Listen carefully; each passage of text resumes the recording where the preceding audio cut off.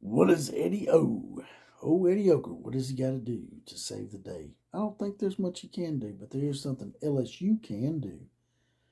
Two, maybe save their program from 2 or 3 years of turmoil. Stay tuned.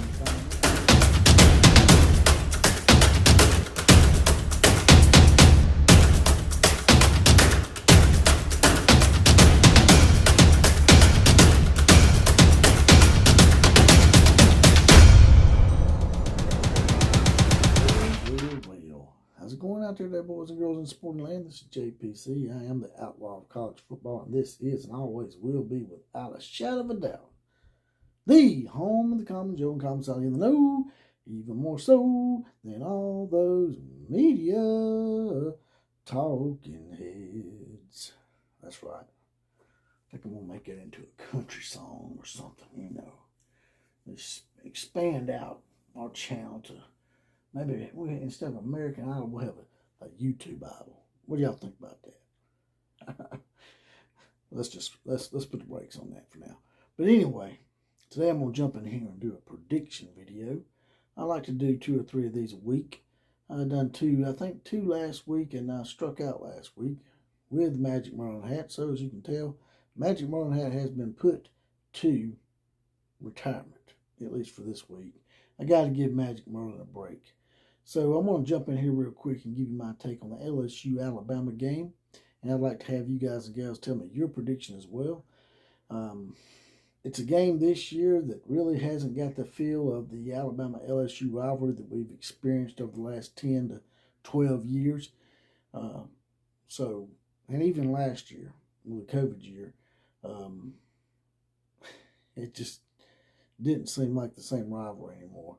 And this year is continuing with that. And I think because of how Ed Orgeron carried himself and how he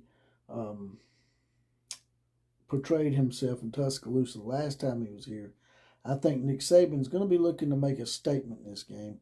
It don't help matters anyway that, LSU and Nick Saban have a prior relationship. Ed had to, Eddie Ogre had to drop a few expletives and basically say F Roll Tide and all this stuff in the locker room at Bryant-Denny Stadium. And since then, it seems like Nick has a little bit of an axe to grind. He won't admit to that, but last year you could tell he put it on LSU pretty well. Didn't back off or anything. So I expect this year is probably going to be one of the most epic Alabama-LSU blowouts of all time. Not only because LSU is just not a very good team, but half their team is in the transfer portal, it seems. Ed Orgeron's mess continues to get messier. You're seeing pictures circulate of him and some young lady in the bed. So, in my opinion, and this is a little bit off the subject here, I'm not a big fan of dismissing coaches in the middle of the year unless it's an extenuating circumstance, and this is an extenuating circumstance. A lot of the recruits now, just like I said in my last video, are backing away from LSU. LSU probably needs to just go ahead and part ways with this guy, unless, like I said, he has the goods on him in some way, form, or fashion. That's the only reason I could figure out why you would keep him, because now he's making a complete mess of everything. He's letting the team take off and not practice, but supposedly because they didn't have enough players. I don't believe that shit.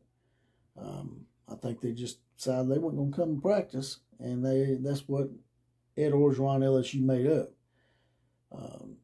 All the players in the transfer portal, Ed Orgeron basically calling it in my opinion. This is probably going to be a pretty epic blowout. So if I'm going to have to be pressed for a score right now, I'm going to say 62-14. They'll probably score a couple of touchdowns just because their defense hasn't been performing as well as I thought it would at this time of this year. That might be their only saving grace, is that our defense isn't exactly what I thought it would be at this point in this year, just like I just said. So that's my prediction, 62-14. But I would like to go back and expand on the fact that LSU has great tradition. They got great fans, pretty passionate fans. They do have some that get a little out of control from time to time, but I think we all got that. But LSU just seems like they got a little bit more of that out of control atmosphere sometimes. But it's a great place to party, great place to hang out for the most part. Like I said, great tradition, 3 national championships, second only to Alabama this century. There's no excuse why they should have to put up with this shit from Ed Orgeron. 1 national championship is not worth 10 years of turmoil, in my opinion. And if you're going to continue and have consistent success and standards, that's one thing. Like Nick Saban, like Dabo Swinney, like all the greats in college football, Bobby Bowden, Joe Paterno, Bear Bryant. But if you're going to follow up 1 national championship with this kind of shit, this is worse than Gene Chizik, in my opinion. At least Gene Chizik wasn't implicated in nothing shady. His was just wins and losses. This guy is not only losing games for you guys at LSU, he is destroying your reputation. And it's going to take a few years to repair it, in my opinion, if you don't get rid of him now. I think you need to get rid of him now, bring in an interim coach, and then basically move on to whatever coach you're going to get. And I've expressed this before. I know y'all got all these big names on the board, but to me, the mid-level names the mid-level name that a lot of people aren't getting enough credence to, in my opinion, is Billy Napier. I think y'all need to move forward right now. Like I said, that's going away from what I usually believe in. But this is extenuating.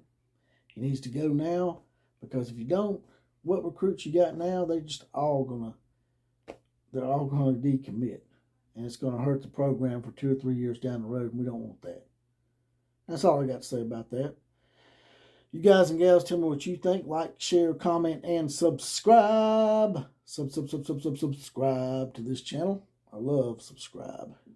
It just sounds so good. So fulfilling. And it costs us nothing like other subscriptions. This one's free. It's all free fun. Hit that subscribe button, hit the bell. And as always, KMCA to all the other teams.